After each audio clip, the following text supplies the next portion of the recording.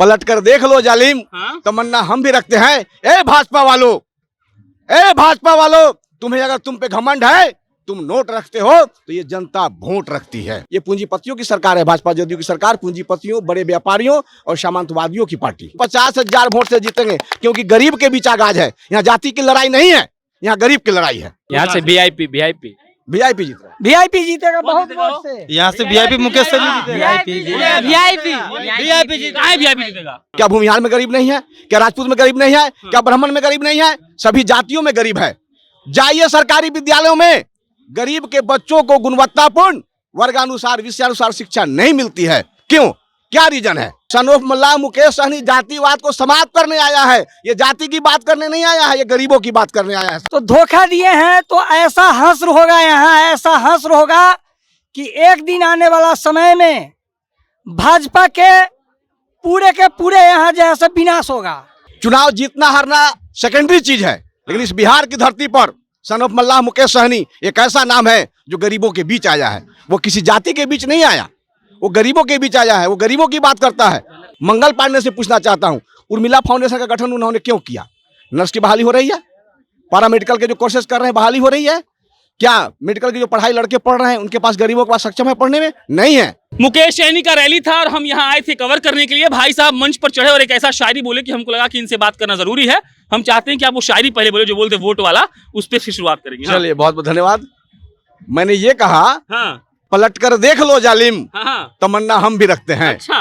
पलट कर देख लो जालिम, तमन्ना हम भी रखते हैं। ए भाजपा वालों, ए भाजपा वालों, तुम्हें अगर तुम पे घमंड है, तुम नोट रखते हो तो ये जनता वोट रखती है। वाह। ऐसा मतलब मुकेश सहनी वाकई में बोचहा में मेहनत कर रहे हैं।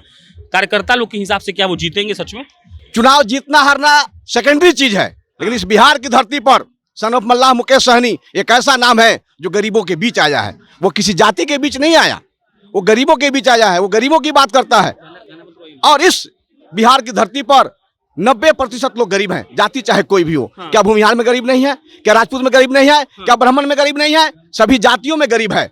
जाइए सरकारी विद्यालयों में, गरीब के बच्चों को गुणवत्तापूर्ण वर्गानुसार विषयानुसार शिक्षा नहीं मिलती है। क्यों? क्या रीजन है? क्योंकि जब वो शिक्षित हो जाएंगे तो अपना हक अधिकार खोजेंगे। चले जाइए सरकारी अस्पताल में, गरीबों का इलाज नहीं होता। क्यों? जो डॉक्टर दवा लिखता है वो उसी के यहाँ मिलेगा। जांच करानी है तो उसका कमीशन वाला उसका जो है कि सेट है। आखिर क्यों? क्या कारण है इसका? मैं आपके इस लाइव इस चैनल के माध्यम से मंगल पांडे से पूछना चाहता हूं, उर्मिला फाउंडेशन का गठन उन्होंने क्यों किया? नर्स की बहाली हो रही है, पारा मेडिकल के जो कोर्सेज कर रहे हैं बहाली हो रही है। क्या मेडिकल की जो पढ़ाई लड़के पढ़ रहे हैं उनके पास, गरीबों के पास सक्षम है पढ़ने में? नहीं है। ये पूंजीपतियों की सरकार है, भाजपा जदयू की सरकार पूंजीपतियों, बड़े व्यापारियों और सामंतवादियों की पार्टी। बार बार आप मंच से कह रहे थे कि मुकेश सहनी इकलौता नेता है जो ऐसा काम कर रहे हैं। वाकई आपको लगता है कि वो हैं? अब देखने की जरूरत है पूरे बिहार में। सनोफ मल्ला मुकेश सहनी इस बिहार की धरती पर पहला नेता है जो गरीब की बात करता है।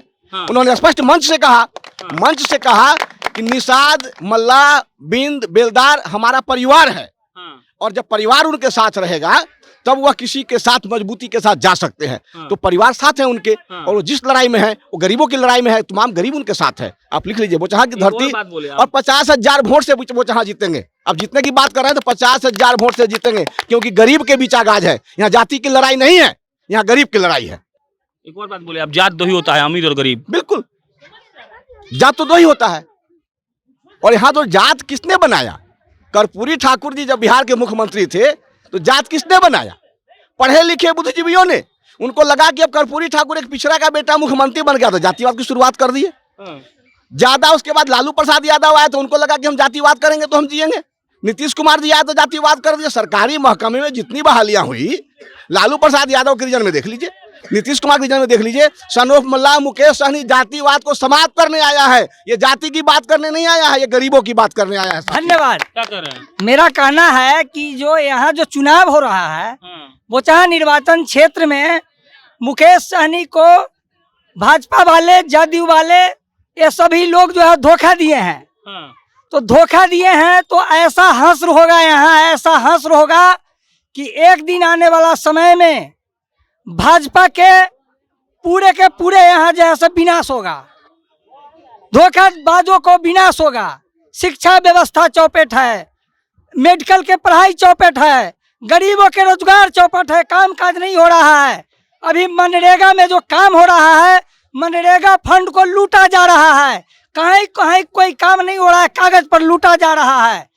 सरकार के मुकेश सहनी जी के जो कहना है कि हम पूरे बिहार में गरीबों की सरकार बनाएंगे, लेकिन आरोप कुछ लगता है उन पर politician रुकिए, लोग आरोप कहते लगता है कि हैं। मुकेश सहनी पैसा लेकर टिकट देते हैं।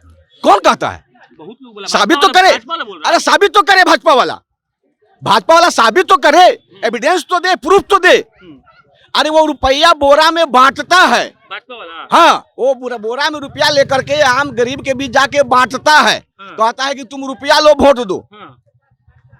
सहनी जी रुपया का- वो बांटता है। सहनी जी गरीबों के बीच जा करके अपनी बात रखते हैं, मजबूती के साथ गरीबों की आवाज उठाते हैं, गरीब उनको वोट देता है। अब सब लोग से पूछेंगे एक सवाल, कौन जीत रहा है बताइए? यहाँ से वीआईपी वीआईपी जीत रहा है। वीआईपी जीतेगा बहुत जीतेगा वोट से। यहाँ से वीआईपी मुकेश सहनी जीतेगा। वीआईपी काहे VIP जीतेगा? कहा जीतेगा? उस गरीब का आवाज सुनता है इसलिए जीतेगा। अच्छा, हाँ, चलिए, ये मुकेश सहनी के सभा में आए लोग थे। हम प्रशांत राय हैं, और सभा में जब लोग आएंगे तो ये लाजमी है कि मुकेश सहनी के समर्थक ही आएंगे।